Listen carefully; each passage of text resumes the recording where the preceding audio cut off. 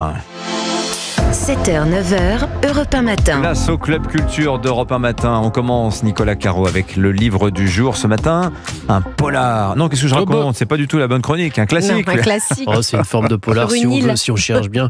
Robinson Crusoe aujourd'hui de Daniel Defoe, pioché dans le catalogue Audible. Nous sommes au XVIIe siècle en Angleterre. Un jeune garçon de bonne famille, Robinson, donc, est tenté par l'aventure, mais son père lui dit voilà, j'ai de l'argent, donc tu en as. Si tu es sage, que tu restes tranquille, tu seras, sinon heureux, au moins à l'abri de besoins pendant toute ta vie. Mais si tu cèdes à ta curiosité, à ton penchant pour la prise de risque, alors je te prédis que tu seras accablé de malheur et que ça finira mal. Mais donc Robinson ne va pas écouter son père. Et non, il s'embarque sur le premier navire venu, sauf qu'une tempête éclate, il se paye une belle frousse, l'équipage doit abandonner le navire, il s'en sort quand même, miraculeusement, il rentre en Angleterre, l'un de ses amis vient de le voir et lui dit, maintenant faut arrêter, rentrer à la maison. Mais non, Robinson n'en démord pas, il veut parcourir le monde, alors il s'embarque à nouveau, cette fois il est capturé par des pirates, il s'en sort encore, je vous passe les détails, vous lirez, mais il finit par s'installer au Brésil, il exploite une petite plantation et ses affaires commencent à bien marcher, mais il s'ennuie encore, alors il repart à l'aventure, le bateau bien entendu fait naufrage et lui se retrouve seul sur son île déserte, la fameuse, et voici le moment où il arrive, lu par Laurent Jacquet.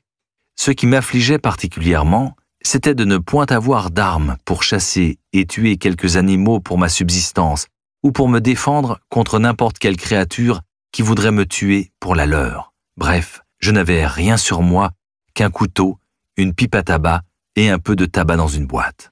C'était là toute ma provision. La suite, on connaît, il y restera 28 ans, il se construit une petite vie sur l'île, il trouve d'abord une caverne, puis se débrouille pour cultiver la terre, élever des chèvres même, il va aussi affronter toute une série de dangers.